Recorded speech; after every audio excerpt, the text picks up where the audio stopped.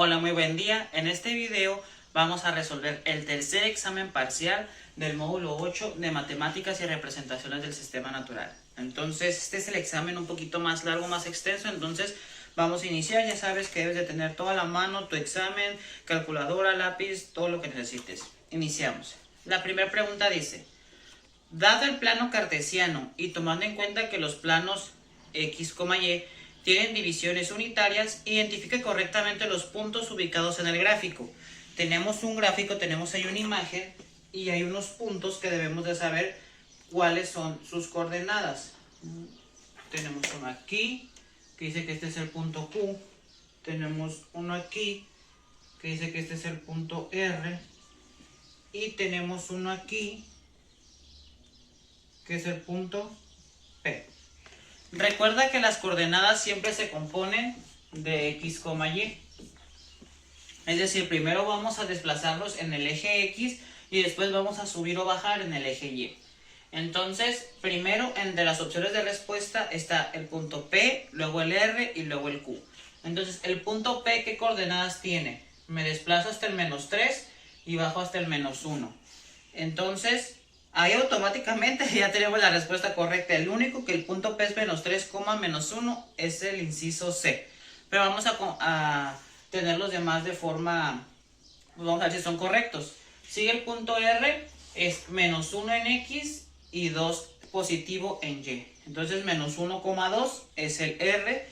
Y el O, ¿cuánto me desplazo en X? Pues no me estoy desplazando nada, me estoy quedando aquí en el centro, que es el 0. Y subí 4, es decir, 0 en X, 4 en Y, que es 0,4. Entonces la respuesta correcta aquí es el inciso C. Bien, vamos a borrar estos puntos.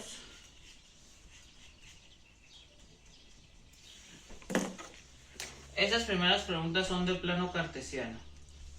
Bien, la pregunta 2 dice: relaciona correctamente las coordenadas de la lista con el cuadrante de 1 a 4 según corresponda. Y nos está dando las coordenadas. El punto 1 es -4,3. -4 y subimos 3. Este es el punto 1. El punto 2 es 5, -3. 5, y el -3 aquí más o menos. Este es el punto 2. El punto 3 es -5, -3. Aquí ocupamos un -5. -5, -3. Este es el punto 3. Y el punto 4 es 5,2. 5,2. Y este es el punto 4. Ahora, lo que debemos de recordar aquí es los cuadrantes. Recuerda que los cuadrantes son en sentido contrario de las manecillas del reloj. Este es el cuadrante 1, este es el cuadrante 2, este es el cuadrante 3 y este es el cuadrante 4. Así son siempre, eso no cambia. Siempre iniciamos en la parte superior derecha y pues vamos en sentido contrario de las manecillas del reloj.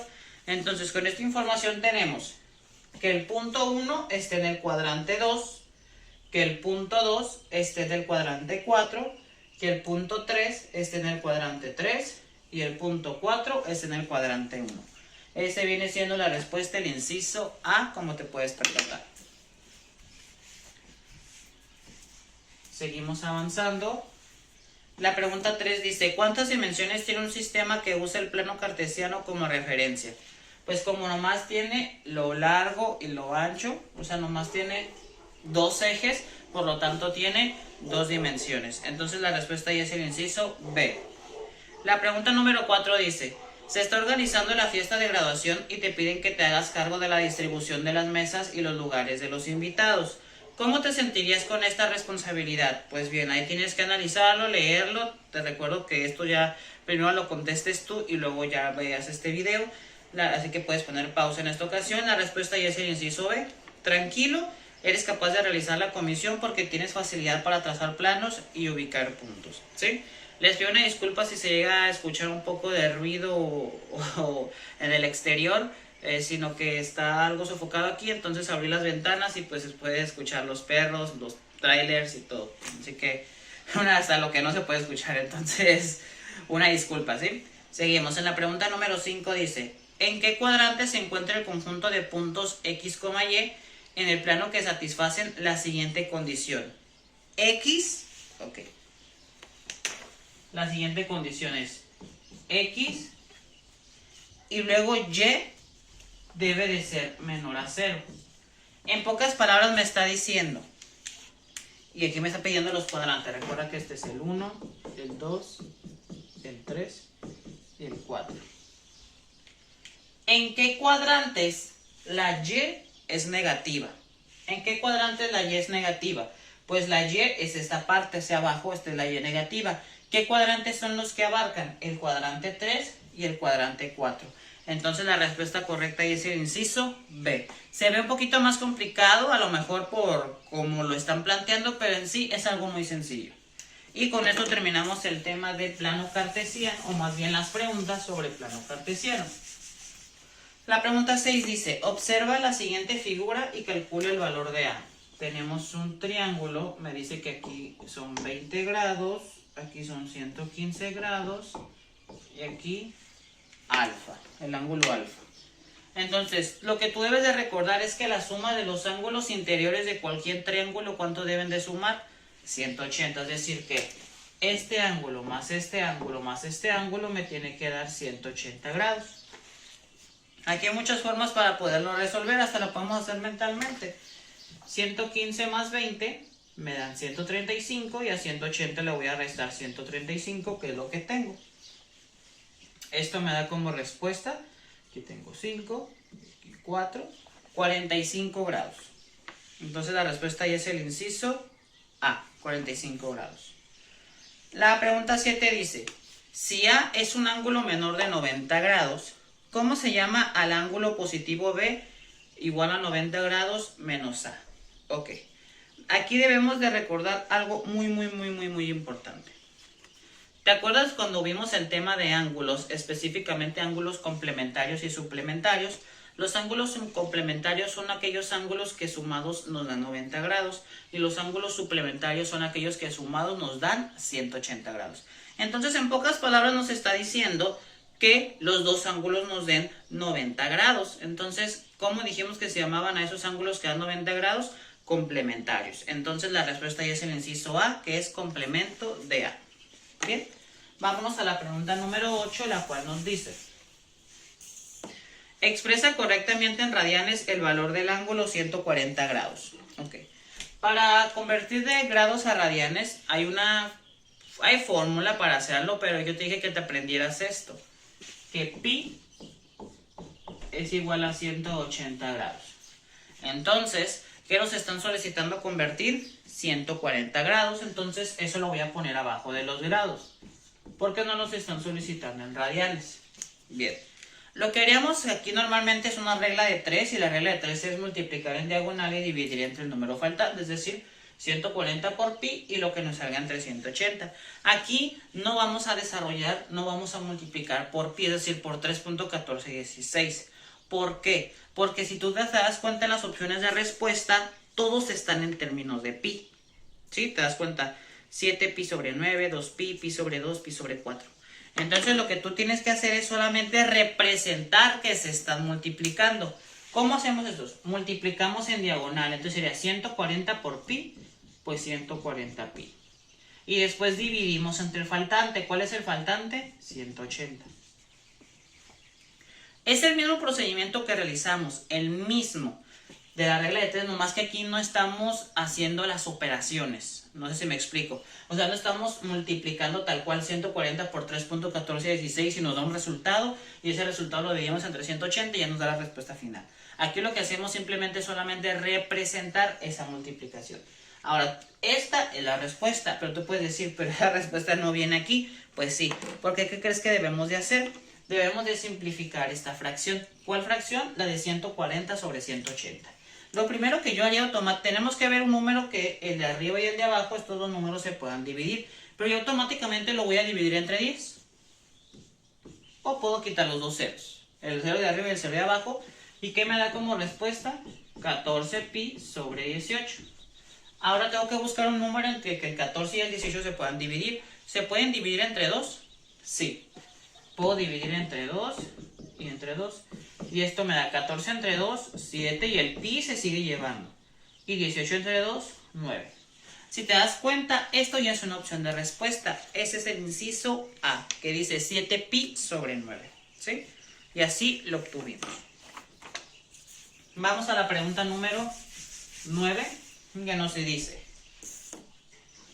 si A es igual a 35 grados, ¿cuál es el valor de B en la siguiente figura?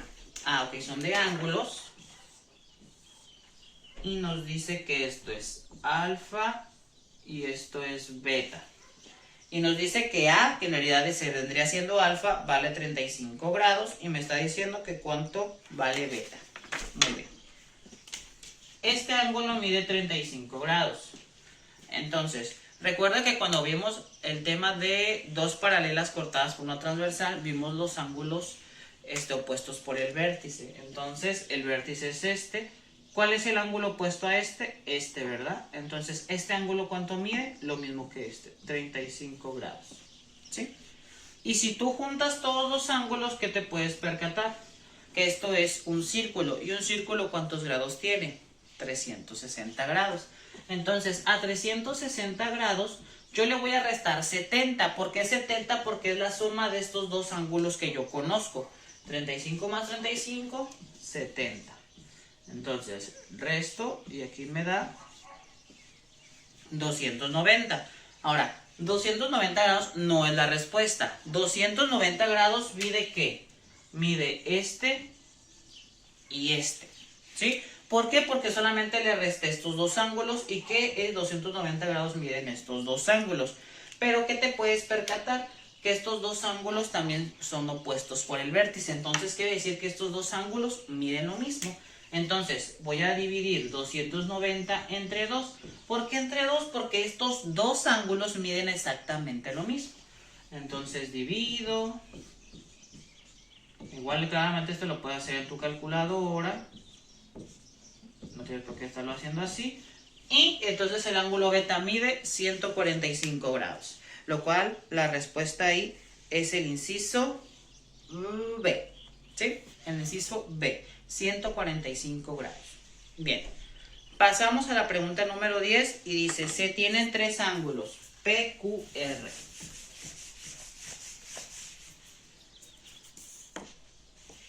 PQR. Aceptar un error de aproximación de 2 centésimas. ¿Cuál o cuáles ángulos son mayores? Ok. Tenemos a ver cuál es el ángulo mayor. P vale 45 grados. Q vale 0.78 radianes. Y R vale pi sobre 8. Siempre que hablamos de términos de pi, estamos hablando de radianes a fuerza. Así que estos también son radianes. Para saber cuál es el ángulo mayor, lo que tenemos que hacer es convertir estos ángulos que están en radianes a grados. El P no lo vamos a convertir porque está excelente, está en grados como lo necesitamos. ¿Cómo convertimos en grados? Pues con lo que ahorita vimos que pi es igual a 180 grados. Tengo 0.78 radianes, lo voy a poner abajo de los radianes. ¿Dónde están? Aquí. Recuerda que pi son radianes y aquí son grados normales. Entonces aquí voy a poner 0.78. Y esto sí lo voy a resolver como normalmente una regla de 3 normal, que multiplico en diagonal 0.78 por 180 y eso lo voy a dividir entre pi. ¿Cuánto vale pi? 3.1416 y me da como respuesta 44.69. Es decir que esto es igual a 44.69. Ay, no, ya lo convertimos a grados. 44.69 grados. Ahora, ¿qué es lo que vamos a hacer? Convertir pi sobre 8 rad. ¿Qué vamos a hacer en este caso? ¿Cómo lo vamos a poner? Solamente hay que dividirlo. ¿Cuánto es pi sobre 8? Es decir, 3.1416 sobre 8, 0.3927 radianes, ¿verdad? Porque todavía no lo convertimos. Entonces, aquí voy a poner 0.3927 y lo voy a convertir a grados. 0.3927 por 180 entre 3.1416 y me da como respuesta 22.5. Es decir, esto es igual a 22.5 grados. Entonces, ¿cuál ángulo o cuáles ángulos son los mayores? Pues en realidad el único ángulo que es mayor es el ángulo P. Es el único ángulo que es el más grande. Este se acerca, pero no. Claramente este es mayor. ¿Sí? Así sí, entonces la respuesta es el inciso B. La pregunta número 11 dice, ¿cuál es el valor de B, de beta en la siguiente figura y por qué? Esta está fácil, sencillita, sin batallar, sin operaciones. Esto es B, esto mide 120 grados y esto es el ángulo beta.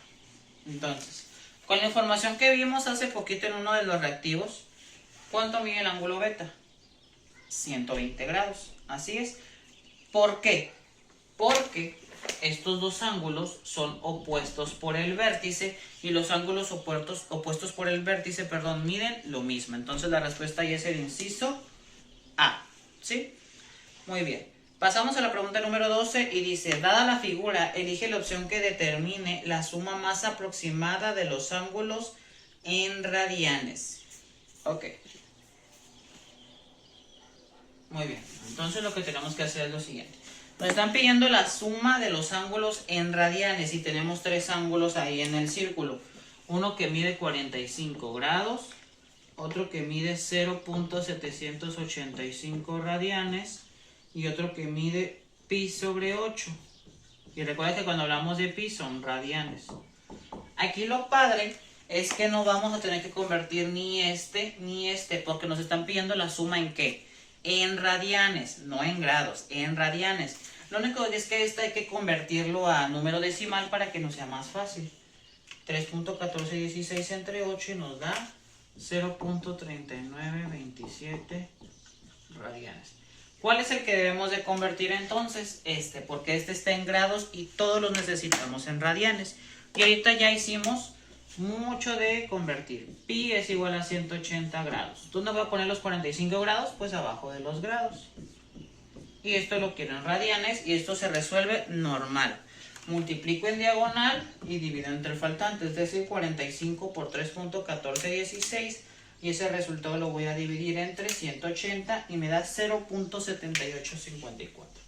Es decir que esto es igual a 0.7854 radianes. Ahora, ¿qué es lo que tengo que hacer? Pues nomás sumar los ángulos en radianes porque me dice determine la suma más aproximada de los ángulos en radianes. Es decir, voy a sumar estos tres ángulos. 0.7854 más 0.785 más 0.3927. Y me da como respuesta 1.9631. Entonces ahí la respuesta correcta sería el inciso A, 1.96. ¿Sí? Pasamos a la pregunta número 13 y dice, si A es igual a 86 grados, ¿cuál es el valor del ángulo suplementario? Recuerda que los ángulos suplementarios, ¿cuánto deben de sumar? 180 grados, ¿sí? Los complementarios 90 y los suplementarios, que es lo que nos están solicitando en este problema, 180 grados. Entonces, si tengo un ángulo que mide 86 grados, ¿cuál sería su ángulo suplementario? ¿Cuánto le falta al 86 para llegar a 180? Pues si no me fallan los cálculos, serían 94, ¿no? 94 grados. Así es. Entonces el ángulo suplementario es 94. ¿Por qué? Porque estos dos juntos sumados nos dan 180 grados. ¿Sí?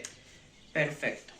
Pasamos a la pregunta número 14 y nos dice, si A es igual a 25 grados, ¿cuál es el valor del ángulo complementario? ¿Cuánto deben de sumar los ángulos complementarios? 90 grados. Y tengo un ángulo que es de 25 grados. Entonces, ¿cuánto le falta a 25 para llegar a 90? Así es, 65 grados. Entonces, ese es su complementario. La respuesta ya es el inciso A. Muy bien. Pasamos a la pregunta número 15. Y con esto, al parecer, terminamos ya los temas de ángulos. Aunque traté de ponerlos como por orden en esta evaluación. La pregunta número 15 dice, la temperatura del hielo seco CO2 es de menos 80 grados centígrados. ¿Cuál es la temperatura correspondiente en grados Fahrenheit? Pues para eso necesitamos la fórmula de los grados Fahrenheit, que es la siguiente. Grados Fahrenheit es igual a 9 quintos grados centígrados más 32. Muy bien. Aquí lo que podemos hacer es que 9 quintos lo podemos dividir de una sola vez y nos da 1.8. Entonces en vez de poner 9 quintos podemos poner 1.8. Pero lo voy a dejar como 9 quintos porque así es como más probablemente va a venir en tu evaluación, ¿sí? Como en la fórmula. Entonces pues bien, ¿qué debemos de convertir? Menos 80 grados centígrados a grados Fahrenheit. Simplemente lo que tenemos que hacer es sustituir, en vez de los grados centígrados vamos a sustituir el menos 80 y pues ya nos da la respuesta. Entonces, 9 por menos 80, siguiendo la misma fórmula de arriba, sobre 5 más 32. ¿Cómo resolvemos esto? Pues multiplicamos el 9 por el menos 80. Eso lo dividimos entre 5 y a la respuesta le sumamos 32, lo cual nos da menos 112 grados Fahrenheit. Entonces la respuesta correcta ya es el inciso B, ¿sí? Pasamos a la pregunta número 17. No, a la pregunta número 16, perdón, y dice: en la Ciudad de México se midió la temperatura ambiente con un termómetro en escala Celsius y fue de 25 grados centígrados. ¿A cuántos grados corresponde la escala Fahrenheit? Pues ocupamos exactamente la misma fórmula, solamente que aquí van a ser ahora 25 grados centígrados. Y pues es la misma fórmula, 9 por 25 entre 5 más 32. ¿Cómo resolvemos esto en la calculadora? Igual, multiplicamos los dos de arriba, 9 por 25, el resultado lo dividimos entre 5 y a la respuesta final le sumamos 32, lo cual me da 77 grados Fahrenheit, lo cual la respuesta correcta ya es el inciso A, ¿sí? Muy bien, pasamos a la pregunta número 17 y nos dice: un granjero cuenta con 300 metros de tela de alambre para cercar un terreno rectangular como se muestra en la figura. Expresa el área del terreno cercado en función de la longitud del largo. Ok. Ahí les va. Tenemos un terreno.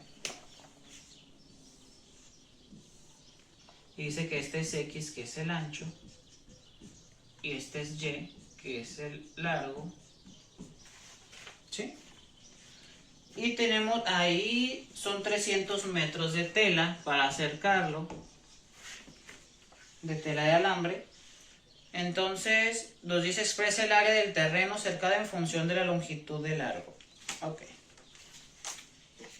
Primero pues nos están pidiendo el área. ¿Cuál es la fórmula para calcular el área de un rectángulo? Pues base por altura.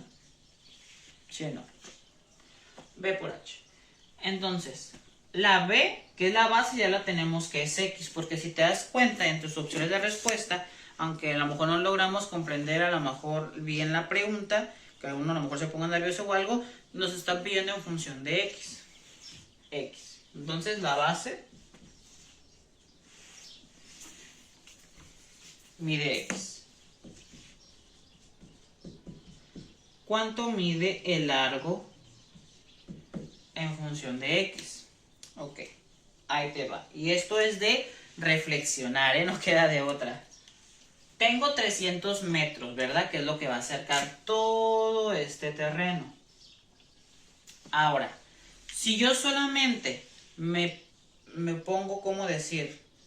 Con dos dimensiones. Si solamente me enfoco en el largo y en el ancho, ¿cuántos metros de alambre voy a utilizar? ¿Cuántos metros de alambre crees tú que voy a utilizar? Son 300 para todo, pero solamente en este caso estoy cercando la mitad del terreno. Entonces, ¿cuánto voy a acercar? ¿Cuánto voy a utilizar de cerca? Pues la mitad, ¿verdad? Entonces, ¿cuánto es la mitad? 150. Bien, ¿Por qué? Porque para estas dos dimensiones solamente voy a utilizar la mitad de la tela de alambre que tengo en total. Si tengo 300, pues la mitad son 150. Ok, para todo esto voy a ocupar 150 metros de alambre. ¿Y a eso qué tengo que hacer? Tengo que restar. ¿Qué le voy a restar? Lo que vale el ancho. ¿Cuánto vale el ancho? X. Entonces, si a 150, que es todo esto, le resto este ancho, que es X, ¿qué es lo que me queda? El largo. Entonces, ¿cuánto vale el largo? El largo vale 150 menos X. Y listo. Ya tengo todo, entonces ya puedo calcular el área, que es base, que mide X, por la altura o lo largo en este caso, que es 150 menos X. Déjame ver si lo piden. Sí, lo piden ya multiplicado. ¿Cómo multiplicamos esto? Pues X por 150, pues 150X menos X por X, X cuadrada. Y este es el área del terreno, que es el inciso B, ¿sí? Para que puedas darte cuenta que en este tipo de problemas pues sí tenemos que reflexionar un poquito e ir un poquito más allá. Nos vamos a la pregunta número 18, que nos dice: ¿a cuál gráfica pertenece la ecuación cuadrática y es igual a x cuadrado? Muy bien. Este también es una pregunta relativamente fácil. Tú debes de acordarte que una función cuadrática nos están preguntando por x cuadrada. Siempre es una parábola. ¿Sí? Siempre, siempre. Si la x cuadrada es positiva, va a ir hacia arriba. Si la x cuadrada es negativa, va a ir hacia abajo. Entonces, en este caso, ¿cómo es? Positiva, entonces va a ir así. La única que es así es el inciso A. ¿Por qué te digo esto de azar? Si es positiva, si x cuadrada es positiva, va hacia arriba. Si x cuadrada es negativa, va hacia abajo. Porque te puedes confundir a lo mejor con la B. ¿Sí? La C y la D, nada que ver, créeme. Bien. Pasamos a la pregunta 19 y nos dice: halla el área de la superficie sombreada en la siguiente figura. Okay. Si te das cuenta, tengo un hexágono, todo feo, pero pues tengo un hexágono. Y adentro tengo un círculo. Y el área sombreada es todo esto. ¿Sí? Y me están dando como datos lo siguiente: que cada lado mide S. Este pedacito de aquí mide B. Y de aquí al centro mide... ¿qué letra es? S, ¿verdad? Sí, es la misma, S. Ah, no es cierto, es A. Es A. No se me va a aparecer muy bien, pero es de letra A. Bien. Entonces, primero tengo que pensar, ¿cómo voy a calcular el área de esa parte sombreada? Pues primero tenemos que calcular el área del hexágono, ¿verdad? Para que nos dé todo el área total, ¿sí o no? Y a eso luego le vamos a restar el área del círculo. ¿Sí o no? Al área de todo el hexágono le vamos a restar el área del círculo y ya que nos queda la parte de acá. Entonces, ¿qué ocupamos? Pues la fórmula del área del hexágono y la fórmula del área del círculo. La fórmula para el área del hexágono es la de los polígonos regulares, que es perímetro por apotema sobre 2. Y la del círculo es pi por radio al cuadrado. ¿Sí? Ahora, ¿qué es lo que vamos a hacer?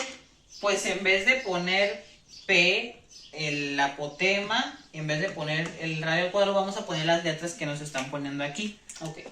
¿Cómo calculo el perímetro del hexágono? Sumando todos sus lados, ¿verdad? ¿Cuánto mide cada lado? S. Entonces sería S más S más S más S más S más S. ¿Cuánto me da? ¿Cuántas S son? Son 6. Entonces sería 6S por la apotema. ¿Cuánto mide la apotema? La apotema es desde la figura en medio hasta el centro. ¿Cuánto mide la apotema? B más A, ¿verdad? B más A. Todo esto sobre 2, ¿sí? Menos, porque le tengo que restar pi, pues pi es pi, eso no cambia, por radio al cuadrado. ¿Cuánto vale el radio del círculo? A, entonces sería A al cuadrado, ¿sí? Ahora, ¿qué es lo que puedo? Aquí puedo simplificar algo, unos números.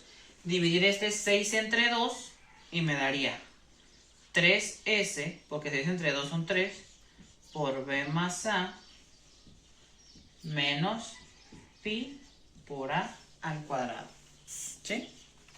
Entonces, con esta información, esta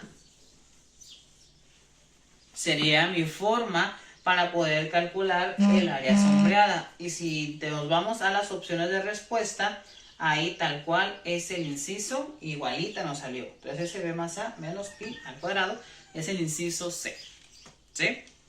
Perfecto.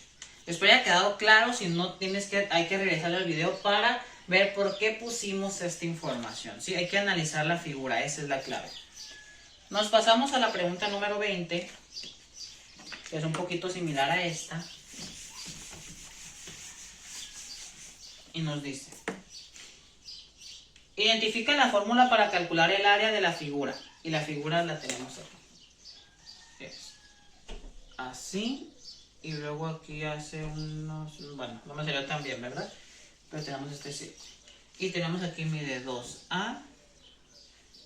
Y aquí como que es donde empieza lo del círculo. De aquí a aquí.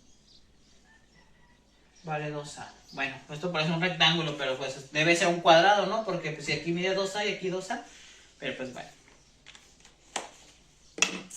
¿Cómo vamos a calcular el área de esta figura? Pues lo que tenemos que hacer es dividirlo en dos partes.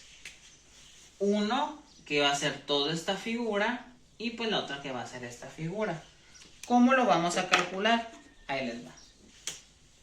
Esto viene siendo un cuadrado, porque si esto mide 2A y esto mide 2A, pues viene siendo un cuadrado. ¿Cuál es la fórmula para calcular el área de un cuadrado? Pues lado al cuadrado más, porque le voy a sumar a esta área, le voy a sumar a esta otra área. ¿Qué viene siendo esto? Un medio círculo. ¿Cuál es la fórmula para sacar el área de un círculo? Pi por radio al cuadrado. Pero esto lo voy a dividir entre 2. ¿Por qué entre 2? Porque no es un círculo completo, es un semicírculo, es la mitad de un círculo. Entonces a la fórmula del área del círculo lo divido entre 2. ¿Bien?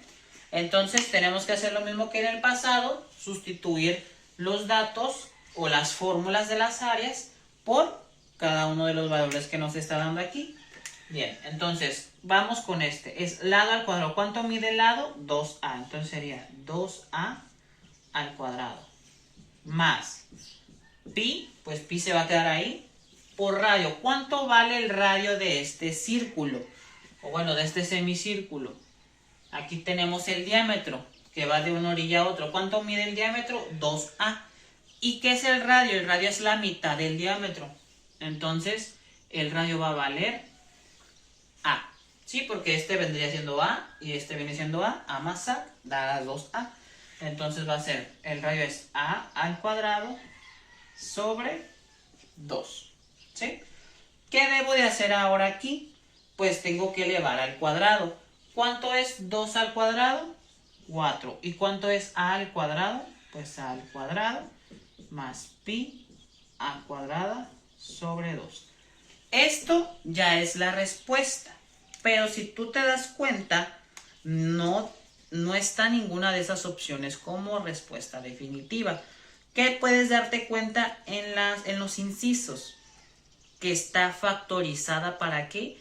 Para a cuadrada. ¿Por qué? Porque a cuadrada está en los dos términos. Entonces voy a volver a escribir esto aquí arriba, igualito. 4a cuadrada más pi por a cuadrada sobre 2. Entonces voy a sacar, como en los dos está a cuadrada, voy a sacar a cuadrada voy a abrir paréntesis, y que multiplicado por a cuadrada me da 4a cuadrada. Pues nomás pongo el 4, porque a cuadrada por 4 me da 4a cuadrada. Muy bien. Más. Ahora, como estoy sacando el a cuadrada, imaginen que lo quito, ¿qué es lo que me quedó? Pi sobre 2. Pi sobre 2. Es como si literalmente sacáramos el término. Sacamos la cuadrada y ya la cuadrada deja de existir. Entre comillas, ¿no? Porque sigue existiendo. ¿Y qué es lo que me quedó? 4 más pi sobre 2. Entonces, ahora sí, esa es la respuesta definitiva, que es el inciso A. ¿Sí? El inciso A, nomás que aquí ponen esto otra vez entre paréntesis, este término. Pues no sé. Pero, pues esa es la respuesta definitiva. Bien. Pasamos a la pregunta número 21. Y nos dice, ¿el calor se transmite en los cuerpos? Esto lo vimos. Entonces te recomiendo que veas cuando vimos el tema de calor y temperatura y todo eso para que lo puedas leer. Y aquí te voy a decir que es de mayor a menor temperatura. Muy bien.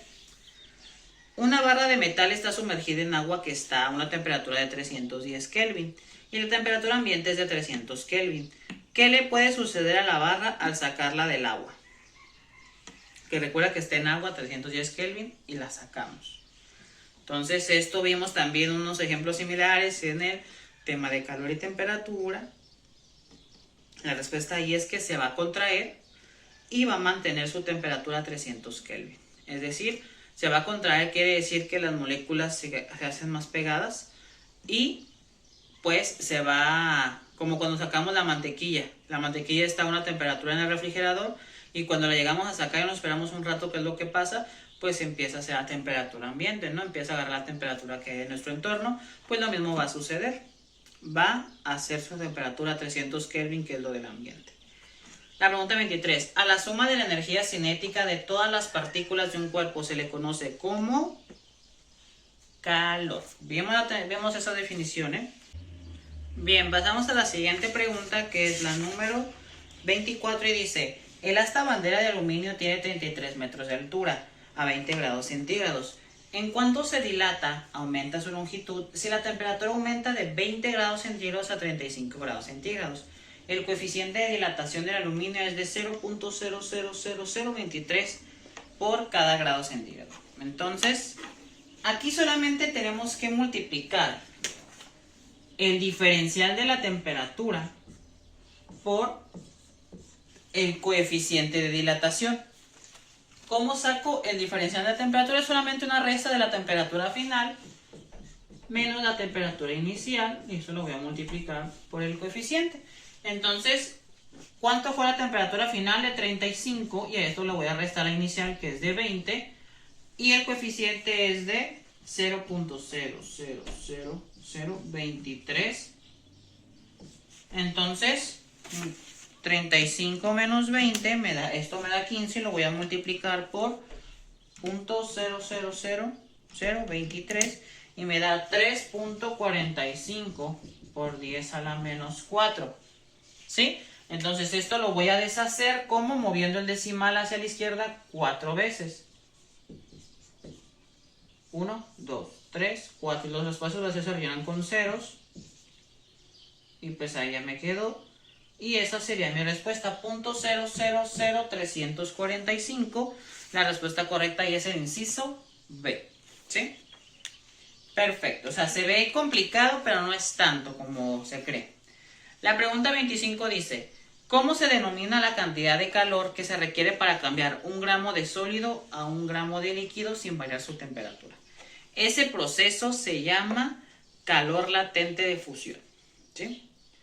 ¿Qué teoría explica el comportamiento y propiedades macroscópicas de los gases a partir de una descripción estadística de los procesos moleculares microscópicos? Aquí hay que tener mucho cuidado porque vimos dos, la teoría cinética de los gases y la ley general de los gases. La ley general es otro aspecto, ¿sí? Aquí lo importante es que este tema lo visualizamos y es la teoría cinética de los gases. La leímos en clase y comprendimos sus propiedades. Para que exista calor se requiere una diferencia de temperatura, masa, energía. ¿Cuáles creen ustedes? Pues es temperatura y energía. Visualizamos esto también. El proceso que no cede ni recibe calor al hacer las transformaciones térmicas se denomina adiabático. ¿Sí? El calor específico del alcohol es de 0.6 calorías por gramos, 0.6 calorías sobre gramos grados centígrados. Y el tolueno es de 0.45 calorías sobre gramos grados centígrados. De las siguientes afirmaciones, ¿cuál es la correcta para que 1 gramo de las sustancias eleve su temperatura? Pues aquí es de reflexión nada más. La respuesta aquí es el inciso C. Se requiere menos calor para aumentar 1 grado centígrado la temperatura del tolueno que para el alcohol. Así es. Se necesita menos calor porque tiene menos calor específico, entonces pues va a necesitar menos calor para aumentar ese grado centígrado, ¿sí? La pregunta 30 dice, para aumentar la temperatura de un cuerpo es necesario aplicarle calor.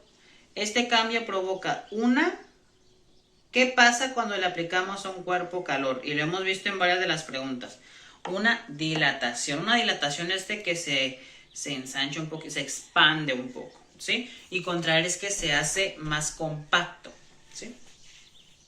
Bien, ahí sería la 30, dilatación de los cuerpos.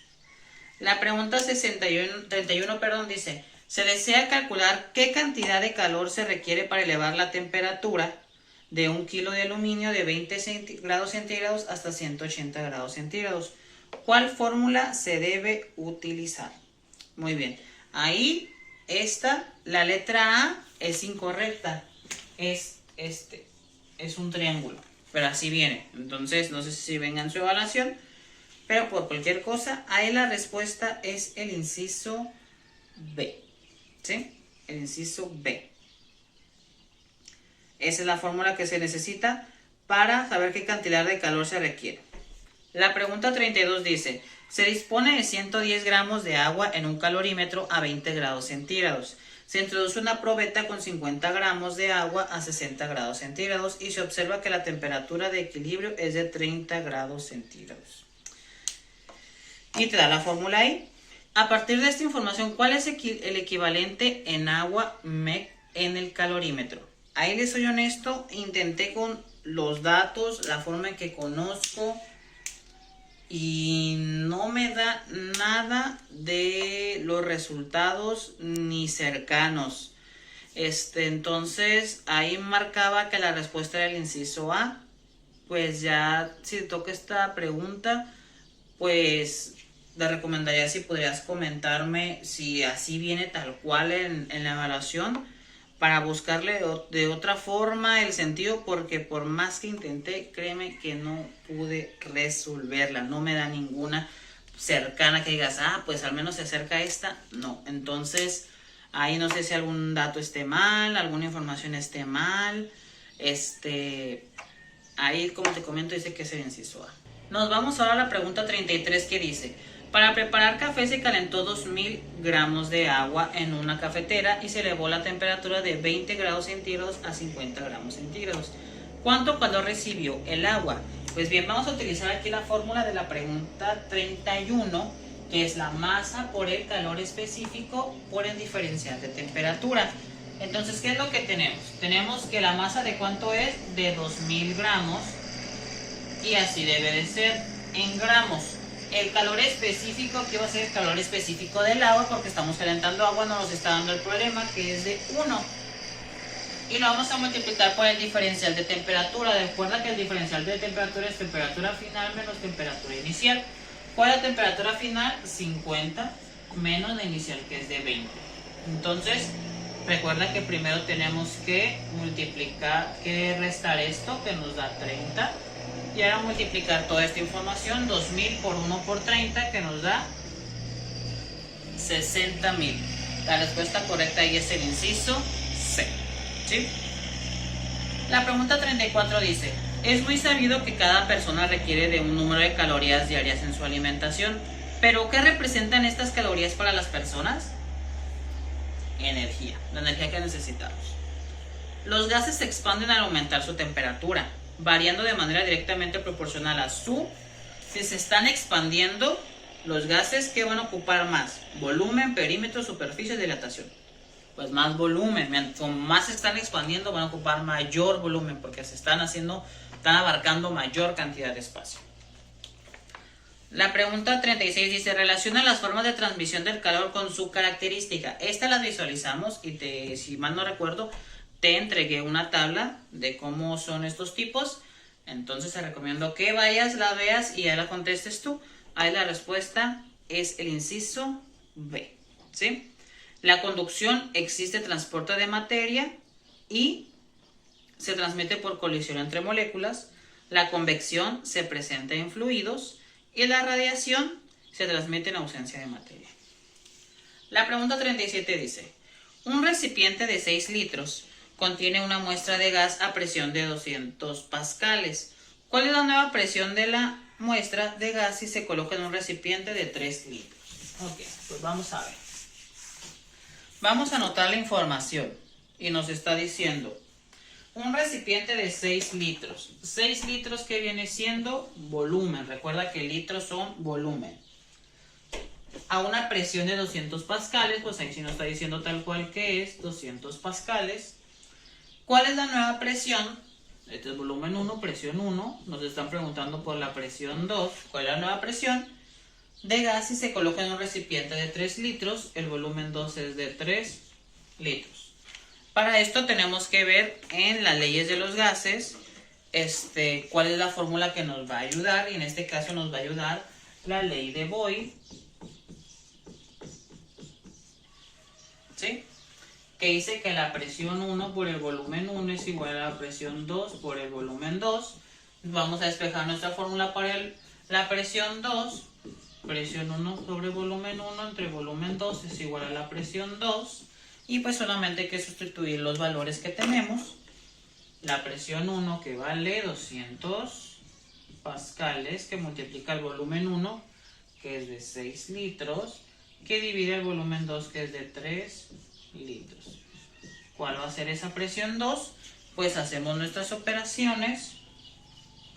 200 por 6 entre 3 y nos da 400.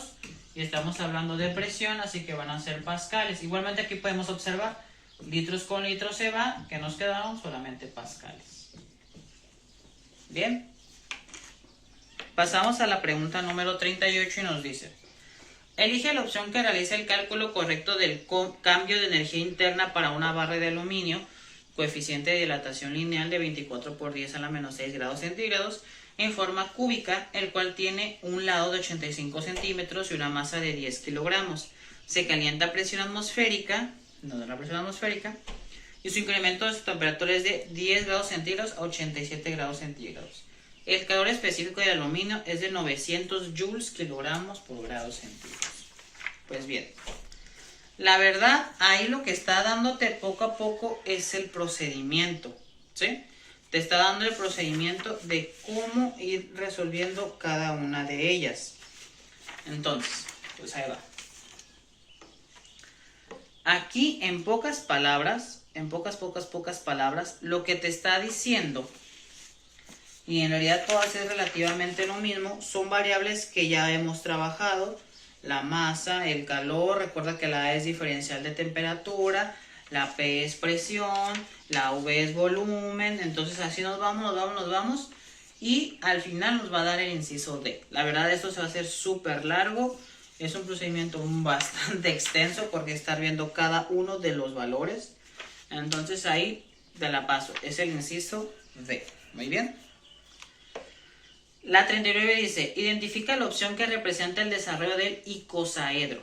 El icosaedro es el que tiene, ¿cuántos lados? Esto lo vimos en el tema de áreas, si mal no recuerdo. Vimos todas las figuras geométricas, o bueno, las que tienen algún nombre, y una de ellas es el icoságono, y el icoságono es el que tiene 20 lados. Entonces aquí es meramente, ¿cómo decir?, investigar cómo es la estructura del icosaedro. Ahí es el inciso D, ¿sí? Esa es la estructura que debe hacer. Si lo hacemos, si lo armamos, nos va a salir un polígono con 20 caras. Bien, la pregunta 40 dice, un cofre sólido de 10 kilos está siendo levantado de un barco hundido y se desea conocer la tensión del cable cuando el cofre está en reposo y totalmente sumergido en agua de mar. Tómese como dato la densidad del oro, nos la dan, y la densidad del agua del mar que nos lo están dando. Tenemos que ordenar la solución. Bien, pues aquí nomás es ordenar, no tenemos que resolver.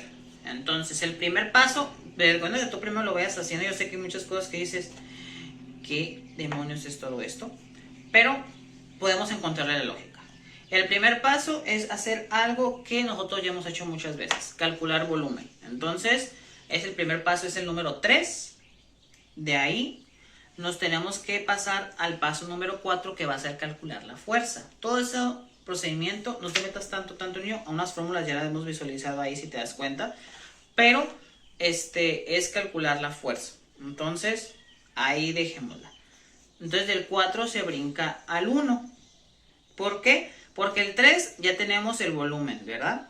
Y luego en el 4 estamos calculando la fuerza. Y el 1 nos dice, la fuerza de flotación igual al peso del volumen desplazado, tenemos 5.22 newtons. Es decir, el paso 4 era todo el procedimiento y el paso 1 ya nos está diciendo qué es esa fuerza. ¿Bien?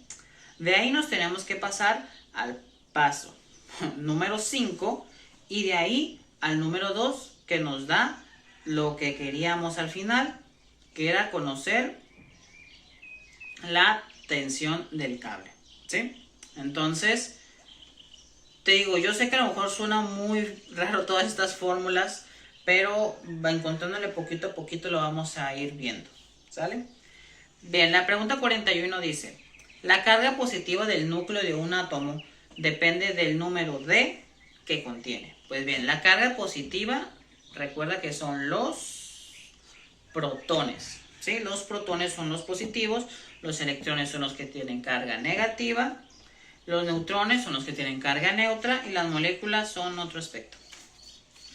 La pregunta número 42. La verdad, la pregunta 42 no la voy a leer porque tampoco encontré ¿cómo decirlo? Pues la forma de resolución correcta. La forma de resolución me dan otros resultados completamente diferentes y si te das cuenta todo es 4000 o 4 millones y tanto positivo como negativo. Ninguna me dio lo más cercano. No sé si sea otra pregunta que esté mal, porque la verdad ya se me hacen muchas dos preguntas y que no le encuentre de verdad el sentido de que me dé la respuesta exacta, si normalmente nos da la respuesta exacta. También recuerda que todas estas preguntas son sacadas de tanto que algunos de los compañeros me dicen, tanto lo que yo investigo en todas las plataformas como Daipo, Quizlet y todas las demás. Entonces, pues bien, sabemos que pueden estar incorrectas, ¿verdad? Pero pues ahí marca que la respuesta es el inciso C, ¿sí? Por si te llega a salir, por si no, pues ahí está. La pregunta número 43 dice, en referencia a la figura, calcula la energía potencial para la caja en el punto S. La masa de la caja es de 50 kilos. Bien. Aunque se ve una figura bien rara, está fácil. Tenemos que calcular la energía potencial, que es masa por gravedad por altura. ¿Sí? Entonces, primero tenemos que ver cada uno de ellos. La energía potencial es igual a la masa. ¿Cuánto es la masa del objeto? En este caso de la caja, 50 kilos. Nos está diciendo el texto. La gravedad, pues esa ya la tenemos. ¿Y cuánto es la altura de la caja? La altura de la caja es de 0.8 metros. Solo para eso nos sirve la imagen, para saber la altura. No te metas con lo demás, solamente ocupamos la altura. Multiplicamos 50 por 9.8 por 0.8 y nos da 392 joules, ¿verdad? Que es en lo que se mide cualquier tipo de energía, pero yo sé que las opciones están en newton metros. Recuerda que un joule es también igual a un newton metro, pero para no poner esto, ponemos esta unidad, ¿sí? Entonces la respuesta es el inciso A. Y la pregunta 44 dice, y última, Un recipiente contiene hidrógeno a temperatura 280 Kelvin y presión de 1900 newtons sobre metros al cuadrado, en un volumen de 1000 centímetros cúbicos. Posteriormente se hace descender un émbolo dentro del recipiente de forma cilíndrica, reduciendo el volumen ocupado por un cilindro de 300 centímetros cúbicos y elevando la temperatura a 310 Kelvin. Suponiendo que el hidrógeno se comporta como un gas ideal, ¿cuál será la presión del hidrógeno? Pues muy bien, muchos datos, mucho todo, pero esto vamos a utilizar la ley general de los gases, que nos dice que la presión 1 por el volumen 1 entre la temperatura 1 es igual a la presión 2 por el volumen 2 sobre la temperatura 2. Recuerda que es muy importante que las temperaturas deben de estar en Kelvin. Y pues lo bueno que el problema nos lo está dando en Kelvin, así que no vamos a batallar. Pues vamos poco a poco. Temperatura, la primera temperatura es de 280 Kelvin, es decir, la temperatura 1, 280 Kelvin. Nos están dando la presión, que es de 1900 newtons sobre metros al cuadrado. Y nos están dando el volumen, que es de 1000 centímetros cúbicos. Claramente todo esto es 1. Ahora vamos a ir a la temperatura 2, presión 2 y volumen 2. Nos están dando que el volumen ocupado después es de 300 centímetros cúbicos. Nos están dando también que se elevó su temperatura a 310 Kelvin. Y nos están solicitando claramente la presión. ¿Cuál será la presión del hidrógeno? Pues vamos a despejar nuestra fórmula para la presión 2. Así que este está dividiendo, pasa multiplicando, y este está multiplicando, pasa dividiendo. Entonces, presión 1, volumen 1, temperatura 2, entre temperatura 1, volumen 2 es igual a presión 2. Entonces, pues vamos a sustituir los valores.